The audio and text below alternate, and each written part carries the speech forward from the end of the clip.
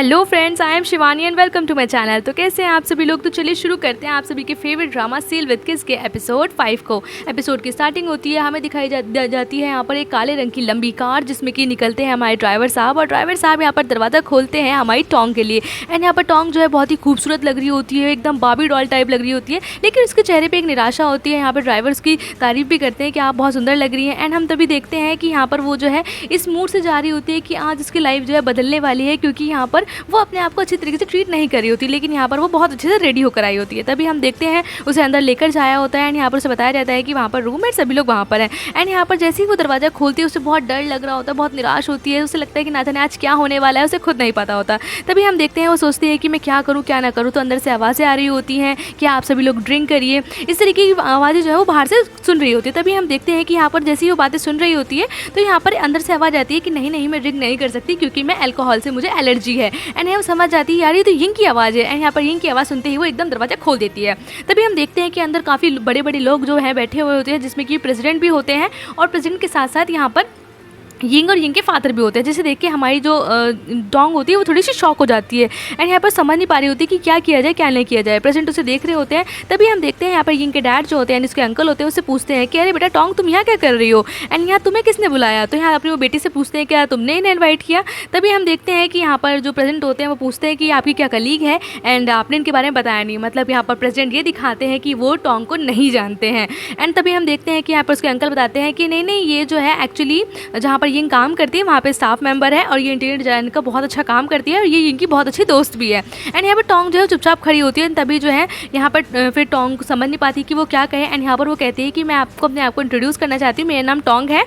And यहाँ पर जैसे ही वो अपना नाम बताती है, जो यहाँ पे मिस्टर चैन होते हैं वो उसको देख रहे होते हैं घूर घूर के, कि उन्हें ऐसा लगता है जैसे वो उस लड़की को पहले से जानते हैं।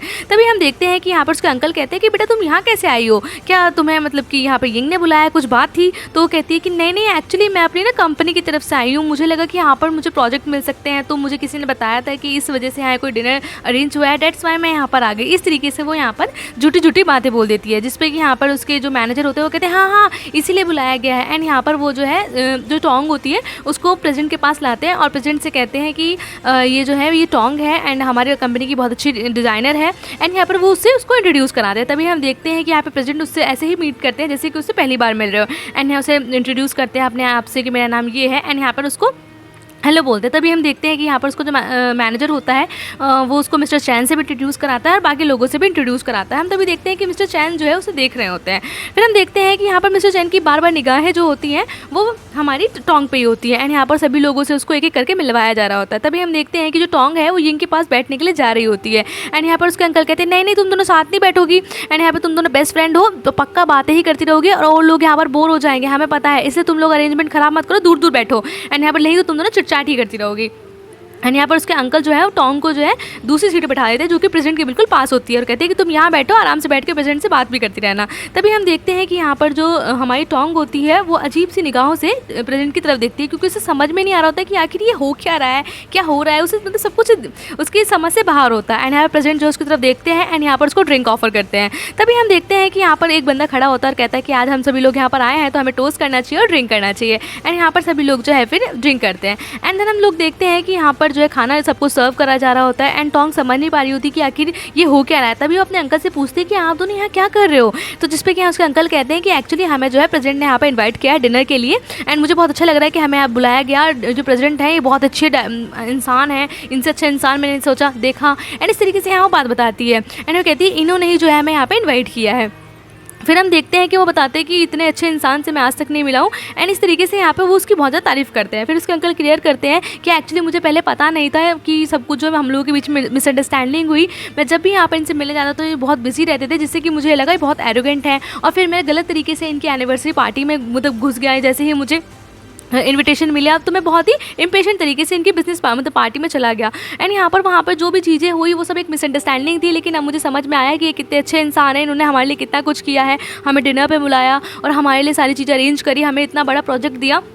मैं बहुत ज़्यादा खुश हूँ। एंड वो बताता है कि हमारी सिचुएशन पहले से इन्हीं की वजह से बेटर हुई है। इस तरीके की वहाँ पे जो प्रेजेंट होते हैं उनकी तारीफ़ों की पुल बांध देता है। एंड इस तरीके से यहाँ पर जो टोंग होती है वो समझ नहीं पा रही होती कि यार वो प्रेजेंट के बारे में क्या सोच रही थी और प्रेजेंट अस्सी में क्या निकले। तो कहती है कि आपका कॉन्ट्रैक्ट कब साइन हुआ? तो उन्होंने कहा हमारा तो कॉन्ट्रैक्ट कल ही साइन हो गया था, हमें तो मतलब इन्विटेशन भी कल ही आ गया था। मतलब ये सब चीज़ें जो भी हुई थी वो यहाँ पर टोंग की लड़ाई से पहले ही, जो प्रेजेंट से उसकी लड़ाई हुई थी उससे पहले ही हो गया था।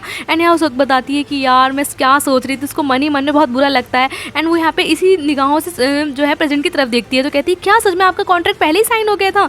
एंड वो कहते हैं हाँ हाँ बेटा, इन्होंने ही तो साइन किया है और इन्होंने हमारी बहुत ज़्यादा मदद भी करी है। तभी हम देखते हैं कि यहाँ पर वो समझ नहीं पा रही होती कि यार उसने क्या ही कर दिया। फिर हम देखते हैं कि यहाँ पर वो बार बार अपने अंकल की तरफ सारी बातें जो हो रही होती है उन्हें शौक वाली निगाहों से देख रही होती है। यहाँ पर सभी लोग जो है वो भी सुन रहे होते हैं। फिर हम देखते हैं कि यहाँ पर सभी लोग कहते हैं कि अभी हमें सेलिब्रेशन के लिए एक दूसरे को टोस्ट करना चाहिए। फिर हम देखते हैं यहाँ पर सभी एक दूसरे को फिर से ड्रिंक कराते हैं। एंड यहाँ सभी लोग बैठे होते हैं। एंड यहाँ पर जो हमारी टोंग होती है वो चुप ही बैठी होती है क्योंकि उसके अकॉर्डिंग उससे बहुत बड़ी मिसअंडरस्टैंडिंग हो गई है। एंड यहाँ हम देखते हैं कि जिसपे कि जो प्रेसिडेंट है वो जानबूझ के अपना ही जो इमेज है वो क्लियर करने के लिए यिंग से पूछते हैं कि यिंग क्या तुम मुझे बताओगे कि तुम हमसे पहले कब मिली थी? तो यहाँ पर यिंग बताती है कि एक्चुअली मैं जब, तुम्हें याद है टोंग, तुम्हारी वाइट ड्रेस लेने के लिए गई थी तो मैं बहुत ज़्यादा हरी में थी, तो मैं बहुत जल्दी के चक्कर में गलती से प्रेसिडेंट से टकरा गई थी। एंड यहाँ पर तभी मेरी उनसे मुलाकात हुई थी, लेकिन मुझे पता नहीं था ये कौन है क्या नहीं, बस उतनी ही हुई थी। एंड इस तरीके से यहाँ पर ये भी क्लियर हो जाता है कि वो फोटोज़ क्यों लिए गए थे, कैसे लिए गए थे। यानी कि टोंग को सब क्लियर हो जाता है कि वो फोटोज़ भी मिसअंडरस्टैंडिंग थी, यानी कि वो यिंग के पीछे नहीं पड़े थे और यहाँ पे कॉन्ट्रैक्ट से भी कोई लेना देना नहीं है।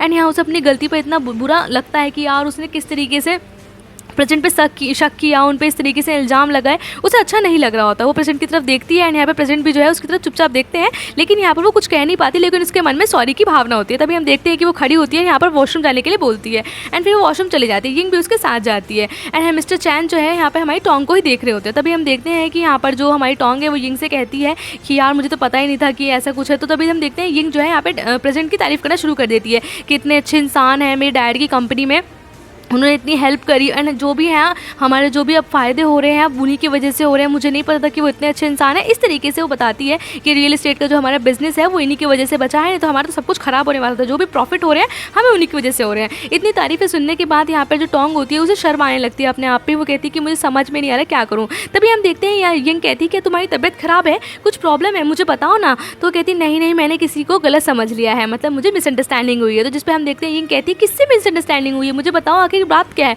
वो कहती नहीं कुछ नहीं, बस ऐसे ही मेरे मन में आया तो मैं तुम्हें बता रही हूँ। तो कहती तो फिर ऐसे बड़बड़ा क्यों रही हो, मुझे कुछ बताओ ना, कुछ हुआ है क्या? कहती कुछ भी नहीं हुआ है, ऐसे ही बोल रही हूँ। तभी हम देखते हैं ये दोनों बातचीत करते हुए बाहर की तरफ आती हैं और सामने मिस्टर चैन खड़े होते हैं। मिस्टर चैन को जो है ये हेलो बोलते हैं। तभी हम देखते हैं मिस्टर चैन कहते हैं अरे कुछ नहीं, मैंने बहुत ज़्यादा ड्रिंक कर लिया तो गलती से मैं जो हूँ इस तरफ आ गया वुमेन साइड में। तो कहते हैं अरे कोई बात नहीं, आप जो है दूसरी तरफ चले जाइए। तभी हम देखते हैं कि यहाँ पर एक दूसरे को जॉइन लगती है, लेकिन तभी मिस्टर चैन जो है यहाँ पे टोंग को रोकते हुए कहते हैं कि जो तुम्हारा सरनेम है किसी से मिलता जुलता है। एंड यहाँ पर जो है एक इंसान मेरी लाइफ में था जिसका सरनेम भी तुम्हारे जैसा ही था।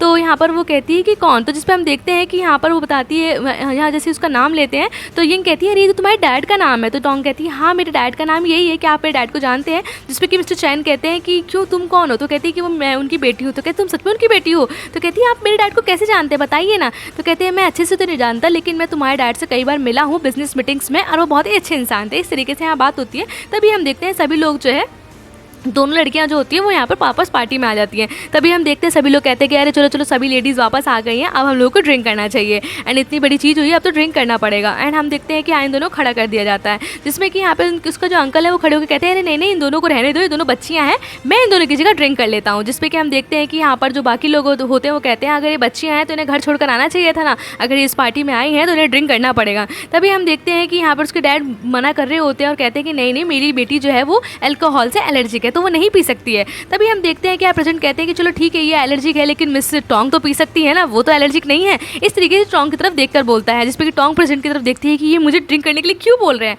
तभी हम देखते हैं यहाँ पे टोंग जो काफ़ी शर्मा रही होती है, समझ में नहीं आता वो ड्रिंक करे ना करे। जो बाकी लेडीज़ होती है वो भी उसके पास आती है, कहती है कि ड्रिंक तो करना ही पड़ेगा। एंड यहाँ पे उसके अंकल कहते हैं कि अरे रहने दीजिए, छोटी लड़की है, आप इसे फोर्स नहीं करिए। तो जिसपे कि प्रेसिडेंट कहते हैं कि मैंने आपकी एक लड़की को छोड़ दिया ना तो इनको तो नहीं छोड़ा जाएगा, मिस टोंग को ड्रिंक करनी ही पड़ेगी, ऐसे मैं नहीं छोड़ सकता। फिर हम देखते हैं कि यहाँ सब उसको फोर्स करते हैं और यहाँ फोर्स करने के बाद यहाँ पे टोंग को समझ नहीं आ रहा होता, तो उसे खड़े होकर एकदम से बोलना ही पड़ता है कि ठीक है मैं ड्रिंक कर लूँगी। एंड तभी हम देखते हैं यिंग उसे कहती है कि इतनी ड्रिंक मत करो, तुम्हारे जो है इतनी टॉलरेंस पावर नहीं है। लेकिन वो कहती है कोई बात नहीं। एंड यहाँ पर वो जो है भाई उठा के 2-4 गिलास दबा ही जाती है। फिर हम देखते हैं कि यहाँ पे पार्टी ओवर हो जाती है एंड टिंग जो हमारी टोंग होती है बिल्कुल नशे में धुत होती है। यिंग उसको बाहर ला रही होती है, सभी लोग बाहर होते हैं लेकिन सब नॉर्मल होते हैं, सिर्फ टोंग की ही जो है हालत ख़राब होती है।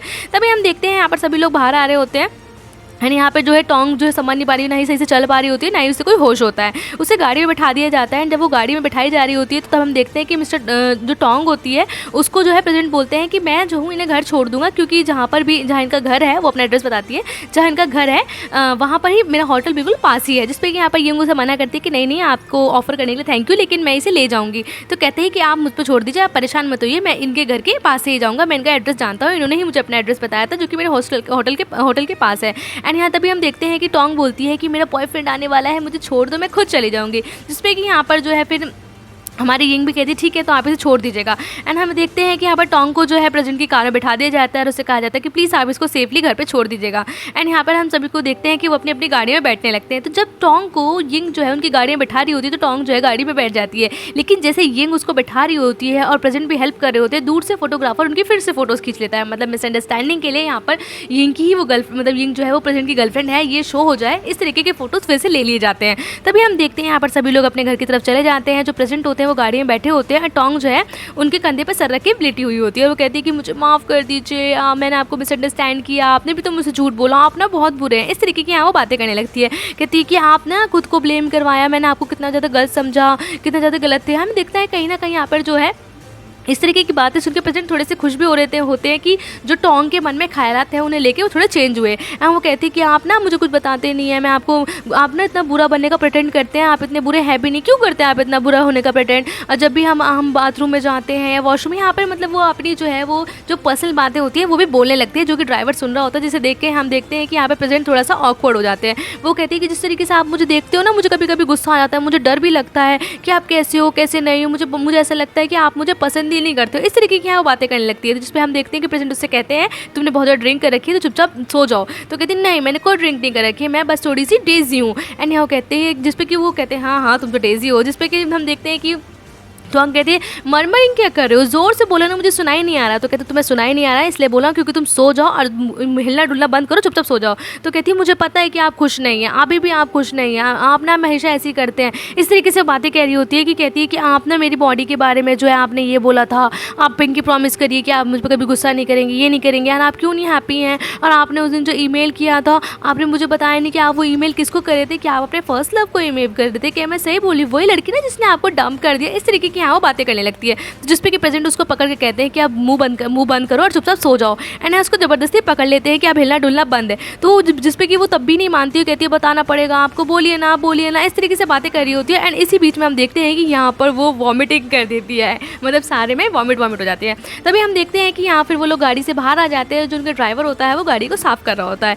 एंड हम देखते हैं कि यहाँ पर जो हमारी टोंग है और जो प्रेसिडेंट होते हैं वो एक टेबल पे बैठे हुए होते हैं। एंड यहाँ पर टोंग फिर से बोले जा रही होती है, अभी भी जो यहाँ पर प्रेसिडेंट है वो स्मोकिंग कर रहे होते हैं, चुप होते हैं। तो यहाँ वो कहती है कि मैं भी स्मोक कर लूँ, जिसपे हम देखते हैं यहाँ पर प्रेसिडेंट उसे मना कर देते हैं। तो जिसपे वो किसती क्यों बताओ ना क्यों, तो कहते हैं हर बात का जवाब क्यों नहीं होता, चुप रहो। तो कहती है आप सही से बताइए ना, आप मुझे ठीक से ट्रीट क्यों नहीं करते हैं, और वैसे भी आप मुझे इतनी अच्छी अच्छी जगह लेके जाते हैं, हॉट स्प्रिंग वाटर में लेके जाते हैं, चेरी ब्लॉसम वाले फ्लावर में लेके जाते हैं। एंड आपने अपने पेरेंट्स के बारे में तो कभी बताया ही नहीं, मुझे पता ही नहीं कि आपके पेरेंट्स कौन है, ना ही मैं आपकी वाइफ को जानती हूँ क्योंकि मैं न्यूज़पेपर ही नहीं पढ़ती। बस मुझे इतना पता है कि आप एक सक्सेसफुल बिजनेसमैन है, उसके अलावा मुझे कुछ पता ही नहीं है। वहीं हम देखते हैं कि यहाँ पर जो उसके मैनेजर होते हैं वो गाड़ी साफ़ कर रहे होते हैं और वो इन सब की बातें भी सुन रहे होते हैं। उन्हें समझ में नहीं आ रहा होता कि ये दोनों क्या बातें कर रहे हो। वो कहती है कि मुझे पता ही नहीं कि न्यूज़ में आपके बारे में क्या चलता रहता है, क्या नहीं चलता रहता। तुम्हारे मॉम डैड है ना, क्या उन्होंने तुम्हें कभी ठीक से ट्रीट नहीं किया? क्योंकि अगर वो तुम्हें ठीक से ट्रीट करते तो तुम ऐसे साइको थोड़ी होते। पक्का तुम्हारे साथ चाइल्डहुड में ना, बचपन में कुछ हुआ है, मुझे बताओ ना क्या हुआ है। तुम मुझे हेट करते हो ना, सच में हेट करते हो ना, सच्ची सच्ची बताना, तुम मुझे हेट कर रहे हो। इस तरीके की बातें करने लगती है, जिसमें हम देखते हैं प्रेसिडेंट वहाँ से उठ जाते हैं और चलने लगते हैं। एंड यहाँ पर जो है वो उठने वाली होती है, लेकिन फिर वो एकदम से नीचे बैठ जाती है, कहती है तुम मेरी बात क्यों नहीं सुन रहे हो, बताओ ना। जिसपे हम देखते हैं कि यहाँ पर उसका ड्राइवर आता है और कहता है कि प्रेसिडेंट गाड़ी जो है वो रेडी है। एंड यहाँ वो गाड़ी की ओर चलने लगता है, जिस पर हम देखते हैं कि यहाँ पर फिर वो उनका ड्राइवर कहता है कि आप मिस टोंग को अपने साथ नहीं लेके जाएंगे, मिस टोंग यहीं पे ही है। तो तभी हम देखते हैं कि यहाँ पर वो फिर वापस मुड़ता है और ड्राइवर जो आगे चला जाता है। फिर हम देखते हैं कि जो हमारे प्रेजेंट है वो टोंग की तरफ देखते हैं और वो बहुत गहरी निगाहों से देखते हैं, जिस तरीके से वो स्माइल कर रही होती है, चुप बैठी होती है। एंड फिर हम देखते हैं कि वो उसे अपनी गोद में उठा ही लेते हैं और जाकर गाड़ी में बैठा देते हैं। फाइनली ये दोनों घर आ जाते हैं एंड यहाँ पर जो है उसको बेड पर लिटा देते हैं। फिर हम देखते हैं मेड जो है बाहर चली जाती है और जो मिस्टर हमारे प्रेसिडेंट होते हैं वो टोंग के पास आकर बैठ जाते हैं और वो उसका जो है वो माथा सहलाने लगते हैं, उसको चुपचाप देखने लगते हैं। एंड यहाँ पर जब वो उसको सहला रहे होते हैं तभी हम देखते हैं कि यहाँ पर जो टोंग होती है उनका हाथ पकड़ लेती है और कहती है कि मुझे छोड़कर मत जाओ, मुझे छोड़कर मत जाओ। एंड हम तभी देखते हैं कि जो प्रेजेंट है उसके पास आते हैं और वो कहते हैं कि तुम किसके बारे में कह रही हो, किसको छोड़कर ना जाऊँ। तो यहाँ पर हम देखते हैं वो कहते हैं कि प्लीज़ मत जाओ। तो जिस पे कि यहाँ के प्रेजेंट को लगता है कि ये फिर से आज अपने बॉयफ्रेंड का नाम लेगी। तो वो कहते हैं कि किसके बारे में बात कर रही हो, क्या तुम उसी के बारे में बात कर रही हो जो तुम्हारे लिए वो पेपर क्रेन्स बनाता है। तो तभी हम देखते हैं कि यहाँ पर वो पूछता है किसके बारे में बोल रही हो, नाम बताओ, इस तरीके से बोलती है। तो यहाँ पर वो उससे पहले कुछ नाम बोलती है एंड यहाँ पर वो कहती है मैं आपके बारे में बोल रही हूँ।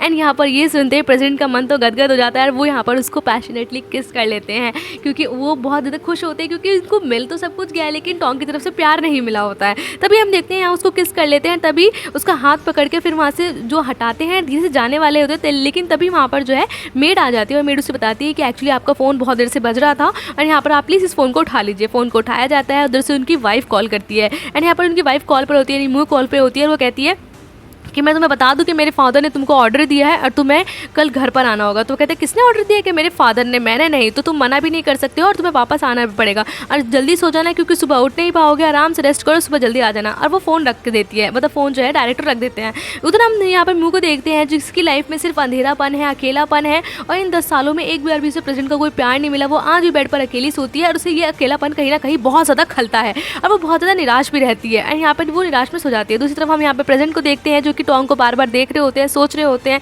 कि आखिर क्या किया जाए, क्या ना किया जाए। अगले दिन हम सुबह में देखते हैं कि जैसे ही टोंग की एकदम से आंखें खुलती है तो मेड उसे कहती है मुझे माफ़ कर दीजिए, मैंने आपको उठा दिया। वो कहती नहीं नहीं अच्छा हुआ आपने उठा दिया। एंड यहाँ पर तभी हम देखते हैं वो पूछती है कि प्रेजेंट कहाँ है। तो कहती है कि आपने लास्ट नाइट बहुत ज़्यादा ड्रिंक कर रखी थी तो मैं आपके लिए ग्लास ऑफ वाटर लाई हूँ, आपको प्यास बहुत लग रही होगी। तो जिस पे कि यहाँ पे मेड बताती है कि वो तो जा चुके हैं एंड यहाँ पर वो अपने इस टाइम पे एयरपोर्ट पे होंगे। एंड ये सुनते ही यहाँ पर जो टोंग एकदम कहती है क्या वो सच में चले गए। दूसरी तरफ हम देखते हैं कि यहाँ पर जो हमारे प्रेजेंट होते हैं वो दूसरी तरफ अपने जो फादर इन लॉ होते हैं उनके घर पर जा रहे होते हैं एंड यहाँ पर वो बातें कर रहे हैं, मतलब जो उनके बारे में न्यूज़ होती है वो एफएम में चल रही होती है कि किस तरीके से जो फेमस एक्ट्रेस है उसकी जो सारे प्रोजेक्ट्स हैं उसकी लाइफ से चले गए हैं क्योंकि उसका एक फेमस बिजनेसमैन, एक जो कि मैरिड है, उससे उसका अफेयर चला था। यहाँ पर वो फेमस बिजनेसमैन प्रेजेंट के बारे में बात हो रही होती है और वो एक्ट्रेस वही होती है जिसका उनके साथ बातचीत हुई होती है। वहीं हम दूसरी तरफ देखते हैं कि उस एक्ट्रेस का पूरा करियर तबाह हो गया होता है प्रेजेंट की वाइफ की वजह से, क्योंकि उसके सारे एडवर्टाइजमेंट, फिल्म वगैरह सब कुछ छिन गई होती हैं। यहाँ पर उसको रियलाइज़ होता है कि उसने इतनी करियर में अपनी मेहनत करी है एंड यहाँ पर एक छोटी सी गलती की वजह से उसके बारे में क्या क्या मीडिया में उल्टा सीधा बोला जा रहा है, उसका सारा नाम खराब हो गया, उसका सारा काम चला गया है एंड उसे रियलाइज़ होता है कि उसने मतलब क्या ही कर दिया, क्या नहीं किया। एंड यहाँ पर फिर हम देखते हैं कि उसे रियलाइज़ होता है कि उसके कॉन्ट्रैक्ट जिस तरीके से छिन रहे हैं उसे जाकर उसकी वाइफ से बात करनी चाहिए एंड यहाँ वो कहती है कि अब वापस कुछ ना कुछ करना पड़ेगा। दूसरी तरफ हम देखते हैं कि यहाँ पे उसकी जो मैनेजर होती है वो भी उसे समझा रही होती है कि देखो वो बहुत बड़ी बिजनेस पर्सन है और जो उसके फादर हैं वही मेन बंदे हैं जो सारी चीज़ों को होल्ड करते हैं और तुम्हें क्या लगता है कि तुमने जो है उसकी इस तरीके से जेलेसी लेके ठीक किया है, तुमने बहुत गलत किया है एंड तुम्हें जो है वापस अपनी चीज़ों को ठीक करना होगा क्योंकि तुम्हारी मीडिया में जो है कॉन्फ्रेंस भी है। तभी हम देखते हैं दूसरी तरफ कि जो शाह होता है यानी कि जो मुँह का भाई होता है और हमारे प्रेसिडेंट का साला लगता है वो रिश्ते में, उसको वो फ़ोटोज़ मिल जाते हैं। उन फ़ोटोज़ में फिर से यंग ही होती है एंड यहाँ पर उसे फिर से थोड़ा बहुत कंफर्म हो जाता है। वो सोचता है कि यही मतलब यंग जो है बार बार जो इन्वेस्टिगेशन के फोटोज़ निकलते हैं यंग ही क्यों आसपास होती है। तो वो कहीं ना कहीं समझ नहीं पा रहा होता है कि यही दोनों फादर और डॉटर जो हैं किस तरीके की चीज़ें कर रहे हैं, कौन से बिजनेस में इन्वॉल्व हैं जो बार बार जो है प्रेसिडेंट के आसपास होते हैं। एंड यहाँ पर हम उससे वो कहता है कि तुम्हें इन्वेस्टिगेशन कंटिन्यू करनी है। दूसरी तरफ हम देखते हैं कि यहाँ पर जो है हमारी जो दूसरी तरफ यिंग और टोंग जो होती है वो आराम से बैठ के कॉफ़ी पी रही होती है, जिसपे बताती है कि अरे तुमने कल रात तो बहुत ज़्यादा ड्रिंक कर ली थी, तुम्हें कोई प्रॉब्लम तो नहीं, तुम्हें प्रेसिडेंट ने जो है घर पर छोड़ा, तुम्हें कोई दिक्कत तो नहीं, कुछ तुम्हारे बीच में हुआ तो नहीं। जिस पर टोंग यहाँ पर दिखाती नहीं नहीं कुछ नहीं हुआ, मैं ऐसा कुछ नहीं हूँ। तो कहती है कि वैसे भी हाँ क्या ही होगा, उनकी तो वाइफ भी है। इस तरीके से यहाँ वो बातें बोलती है। फिर हम देखते हैं वो कहती है कि हमारे बॉस हमारा वेट कर रहे होंगे, हम दोनों को चलना चाहिए। और वैसे भी लास्ट नाइट की वजह से ना वो हमसे बहुत ज़्यादा खुश है क्योंकि डायरेक्टर की वजह से हमें ना बहुत सारी चीज़ें मिली, नई नई चीज़ें मिली हैं, नए नए ऑफर्स मिले हैं, कितना अच्छा है ना, सब कुछ बहुत अच्छा लग रहा है, कल रात से तो हमारी ज़िंदगी ही बदल गई है। इस तरीके की वो बातें कर रही होती है। दूसरी तरफ हम देखते हैं यहाँ पर मुँह को जो कि एक बहुत बड़े ज्वेलरी शॉप में बैठी होती है एंड यहाँ पर वो जो सेम उसी ब्रांड को देख रही होती है जो कि उसके हस्बैंड ने उस एक्ट्रेस को गिफ्ट किया होता है। तभी हम देखते हैं वो एक्ट्रेस वहाँ आ जाती है, फिर हम देखते हैं कि वो उस फ़ोन को कट कर देती है। एंड हम देखते हैं वो एक्ट्रेस उसके पास आती है, कहती है कि आप मिस मू कैसी हैं, आपसे मिलकर एक कोइंसिडेंस हुआ कि आप भी यहाँ पर हैं, मुझे बहुत अच्छा लग रहा है। तो तभी हम देखते हैं उसकी वाइफ कहती है क्या तुम भी यहाँ पे ज्वेलरीज खरीदने आई हो। एंड वो कहती है कि नहीं, मैं जो हूँ आपसे माफ़ी मांगने आई हूँ और मैं जो हूँ अपनी ज़िंदगी को वापस आपसे लेने आई हूँ। तो कहती है कि तुम्हारी तो शायद आज प्रेस कॉन्फ्रेंस थी ना, तुम्हें वहाँ होना चाहिए, वैसे भी तुम अपना रिटायरमेंट अनाउंस करने वाली हो, तुम्हें अब यहाँ से वापस जाने वाली हो। जिस पर वो कहती है कि आप ऐसी बातें मत करिए, मैंने यहाँ पर आने के लिए बहुत कुछ किया है, मैं मतलब मुझे नहीं पता था कि इस तरीके से मैं इन्वॉल्व हो जाऊँगी तो मेरे साथ ये सब हो जाएगा। यहाँ पर वो बोलती है और कहती है कि मैं जो हूँ एक बहुत ही ईमानदार पर्सन हूँ, मैं बहुत ऑनेस्ट हूँ, मैं जो भी चीज़ें हैं, जो भी चीज़ें थी, जो भी इस चीज़ के पीछे मास्टरमाइंड था, मैं सब कुछ चीज़ों को समझ रही हूँ और मैं आगे से ऐसा नहीं करूँगी, मुझे माफ़ कर दीजिए, ये मेरी गलती है और मैं जो हूँ यहाँ पर सज़ा भी डिज़र्व करती हूँ, लेकिन प्लीज़ मेरे साथ ऐसा मत करिए। मैंने भले ही आपके हस्बैंड को सिड्यूस करने की कोशिश करी थी और आप खुद बताइए इतना हैंडसम इंसान की तरफ कौन अट्रैक्ट नहीं होगा, कोई भी वुमेन हो सकती है। एंड यहाँ तभी हम देखते हैं कि जो म्यू होती है, जो उनकी वाइफ होती है, बोलती है कि तुम्हें दिखाई दे रहा है ये ब्यूटीफुल रूबी,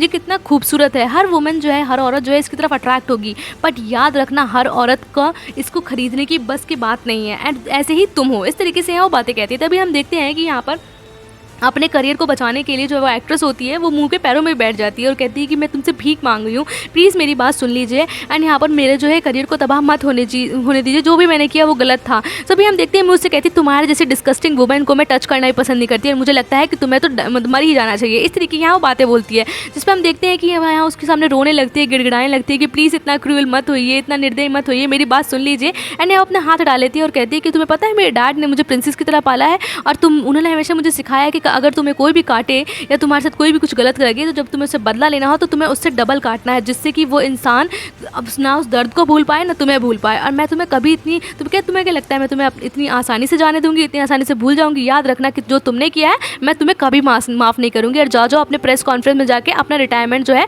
बोल दो। तभी हम देखते हैं यहाँ पर जो वो एक्ट्रेस होती है उसे गुस्सा जाता है और वो कहती है कि मैं तुम्हारे सामने घुटनों पर भी बैठ गई, लेकिन तुम कैसी औरत हो, तुम मुझे इस तरीके की बातें बोल रही हो। तभी वो हम बोलते हैं, तभी जो उनकी वाइफ होती है वो बोलती है कि तुम्हें क्या लगता है तुम घुटने बैठने में मैं तुम्हें माफ़ कर दूंगी, तुम्हें मर जाना चाहिए। वो जैसे ही ये बातें बोलती है तो तभी जो है एक्ट्रेस गुस्से में कहती है तुम कितनी ज़्यादा इविल वुमेन हो, तुम्हारे हस्बैंड तुम्हें मतलब कि सूट ही नहीं करता, तुम्हारे लायक वो है नहीं। आप समझ में आया कि वो क्यों तुमसे प्यार ना करके और औरतों के पास जाता है। इस तरीके की यहाँ पर वो बातें बोल देती है एंड ये सुन के मैं उसको थप्पड़ मार देती है। एंड ये सुनते वो कहती है तुम्हारी हिम्मत कैसी है मुझे मारने की, how dare you hit me, तुम क्या सोचते हो कि तुम एक बहुत अमीर बाप की औलाद हो तो तुम कुछ भी करोगी। एंड तभी हम देखते हैं कि यहाँ पर उन दोनों के बीच में लड़ाई हो जाती है, वहाँ पर जो बाकी जो गार्ड्स वगैरह होते हैं वो लोग आते हैं एंड दोनों को अलग करते हैं। तभी हम देखते हैं कि यहाँ पर क्योंकि जो म्यू होती है बहुत अमीर होती है, उसे वहाँ रोक दिया जाता है और एक्ट्रेस को बाहर निकाल दिया जाता है। तभी हम देखते हैं यहाँ पर एक्ट्रेस कहती है मैं खुद चली जाऊँगी, जिसपे कि यहाँ पर म्यू जो है वो गुस्सा करने लगती है और कहती है कि कैसा स्टोर है ये एंड मैं यहाँ पर बार बार आती हूँ एंड इस तरीके की यहाँ पर चीज़ें होती है, तुमने इस औरत को अंदर ही कैसे आने दिया।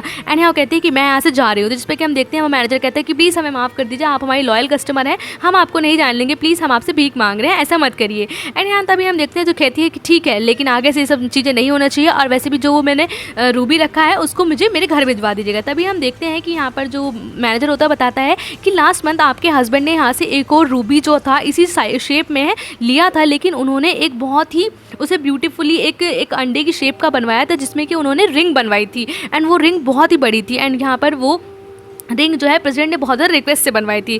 एंड यहाँ क्या वो रिंग आपको गिफ्ट में मिल गई है? तभी हम देखते हैं कि यहाँ पर वही रिंग और किसी को नहीं, वही रिंग थी जो कि प्रेसिडेंट ने यहाँ पर टोंग के लिए बनवाई थी, लेकिन यहाँ पर ये बात जो है म्यू नहीं जानती। एंड तभी म्यू कहती है कि ठीक है तुम्हें आगे कुछ और भी पता चले तो तुम मुझे बताना और जो सेम वो नेकलेस है वो मेरे घर पहुँच जाना चाहिए। एंड तभी हम देखते हैं कि यहाँ उस शॉप से जो है वो घर अपने आ जाती है एंड यहाँ पर जो उसके अंकल होते हैं उसे बताते हैं कि जो आपके हस्बैंड है वो आपका लॉन्च में वेट कर रहे हैं। तभी हम देखते हैं वो कहती है अच्छा ठीक है, फिर वो हम देखते हैं लॉन्च की तरफ जाती है एंड यहाँ वो प्रेसिडेंट को देख के खुश भी होती है। एंड यहाँ जो प्रेसिडेंट होते हैं वो न्यूज़पेपर पढ़ रहे होते हैं तो वो बोलती है कि तुमने मुझे बहुत मिस किया होगा ना, एंड यहाँ पर तुम तभी तो मेरा इतना अर्जेंटली वेट कर रहे हो लॉन्च रूम में, तुम्हें रूम में बैठ जाना चाहिए था एंड यहाँ पर क्यों बैठे हो, कुछ बोलो ना। तो जिस पे कि हम देखते हैं यहाँ पर प्रेसिडेंट बोलते हैं कि मुझे लगता है कि मुझे तुम्हारे साथ बेडरूम में रहना चाहिए, ना ही मैं उस बेडरूम में तुम्हारे साथ एंट्री लूँगा एंड अच्छा रहेगा कि मैं तुम्हारा यहीं पर या तुम्हारे डैड का यहीं वेट करूँ। एंड इस तरीके की यहाँ दोनों के पीछे बातें हो रही होती है तो कहती है कि मैं तुम्हें बता दूँ जो भी लेडी तुम्हारी लाइफ में आएगी ना मैं उसके साथ बहुत बुरा करूँगी, जैसे कि मैं उस एक्ट्रेस के साथ कर रही हूँ। तुम्हें पता है कि वो मेरे पैरों के मतलब घुटनों में बैठ गई थी, इतना मेरे सामने गिड़गिड़ा रही थी, रो रही थी,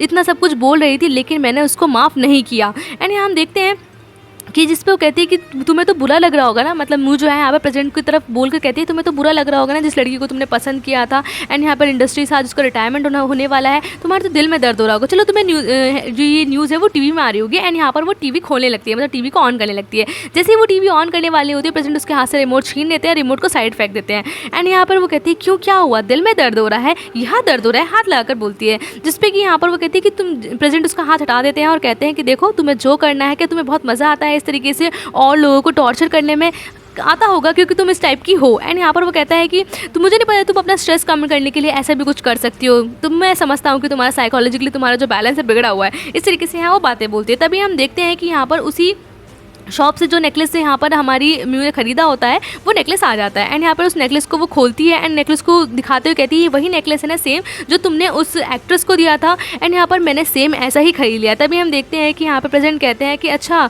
तुम जो है इस नेकलेस के लिए लेने गई थी, लेकिन मैंने जो वो नेकलेस उसको ऐसे ही दिया था। एंड यहाँ वो कहता है कि देखो ये सेम वही नेकलेस है जैसे तुमने उसने दिया था, क्यों, अच्छा लग रहा है ना, कैसा लग रहा है तुम्हें, इस तरीके से यहाँ वो बातें बोलता है। तभी हम देखते हैं प्रेसिडेंट उस खड़े होते और कहते हैं कि ये नेकलेस और वो नेकलेस सेम था, क्योंकि मेरी नज़र में उस औरत में और तुम्हारे जैसी औरत में कोई फ़र्क नहीं है, मैं तुम्हें और उसे सेम तरीके से ट्रीट करता हूँ। यहाँ पर वो ये जैसे ये बातें बोलते हैं तो मम्मी को गुस्सा आ जाता है कि वो कैसे उसे उस लड़की से कंपेयर कर सकता है। तभी हम देखते हैं इन दोनों के बीच में बहस होने लगती है कि तुम ऐसे कैसे कर सकते हो, क्या तुम्हें गुस्सा आ रहा है कि मैंने उस औरत को जो है तो इतना ज़्यादा किया, तुम कितने ज़्यादा वुमेनाइजर हो, तुम जो है औरतों के साथ घूमते हो, इस तरीके के यहाँ पर वो उस पर इल्ज़ाम लगाने लगती है। जिस पर हम देखते हैं प्रेसिडेंट उससे कहते हैं कि देखो तुम मुझे छोड़ो, मुझसे बात करने की कोई जरूरत नहीं है। यह इन दोनों के बीच में लड़ाई हो रही होती, तभी यहाँ पर हम देखते हैं कि जो सीईओ होते हैं यानी कि जो उनके फादर इन होते हैं वो वहाँ पे आ जाते हैं और वो कहते हैं तुम दोनों फिर से क्यों बहस कर रहे हो।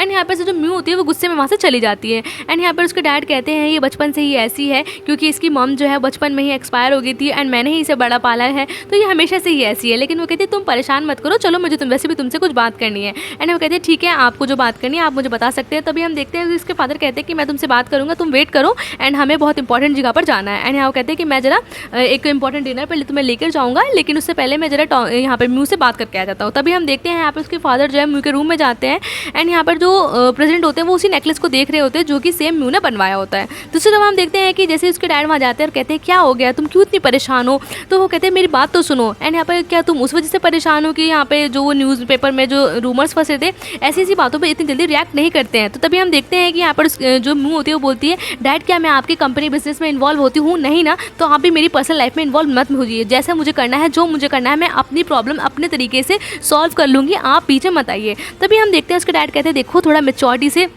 बिहेव करना शुरू करो, जो तुम कर रही हो वो ठीक नहीं है। एंड यहाँ मैं तुम्हारी हेल्प करने के लिए ही तो हूँ ना। जिसपे कि यहाँ पर म्यू को बहुत ज़्यादा गुस्सा हो जाता है, कहते हैं कैसी हेल्प कर रहे हैं आप, आपने मेरी कोई हेल्प नहीं करी। इन 10 सालों में मेरे साथ कुछ भी नहीं हुआ, ना मेरा हस्बैंड मुझसे अच्छे से बात करता है, मैं एक मरी हुई मुर्दा की तरह हूँ, एक खाली खोखली ज़िंदगी जी रही हूँ, मेरा हुआ ही क्या है, आपने ऐसा क्यों किया मेरे साथ। जिसपे कि वो बहुत ज़्यादा गुस्से में होती है। वो कहती है कि ऐसा लगता है जैसे कि एक 3rd क्लास सेलेब को वो मतलब डेट कर सकता है लेकिन मुझे सी लड़की को नहीं कर सकता, ऐसा मैंने क्या कर दिया। जिसपे उसके डैड करते हैं कि बेटा मैंने क्या ही किया है, इस शादी को करना तुम्हारी ही मर्जी थी। जिसपे वो अपने डैड से कहती है कि आपने उसकी मदद लेके आप और से अमीर होते चले गए, लेकिन आपने मेरे बारे में कुछ नहीं सोचा। तो उसके डैड फिर से बोलते हैं कि तुम मुझे ब्लेम क्यों कर रही हो, शादी करना इस बंदे से तुम्हारी इच्छा थी एंड यहाँ पर इस मैरिड में आना भी तुम्हारी इच्छा थी, अब तुम इस तरीके से मुझ पर फॉल्ट मत लगाओ। तो कहती है मैं आपको फॉल्ट नहीं कर रही हूँ, लेकिन आपने मेरी जो है कोई मदद नहीं करी है। एंड यहाँ पर वो कहती है कि ऐसी कर्स लाइफ मुझे ही क्यों मिली। एंड यहाँ पर वो अपने आप को ब्लेम करने लगती है। तब उसके डैड कहते हैं कि देखो बेटा समझो। एंड अपने डैड का हाथ झटक देती है। उसके डैड फिर उसको चुप कराते हैं, कहते हैं देखो ऐसी प्रॉब्लम्स लाइफ में आती हैं, तुम्हारे पास अभी बहुत टाइम है,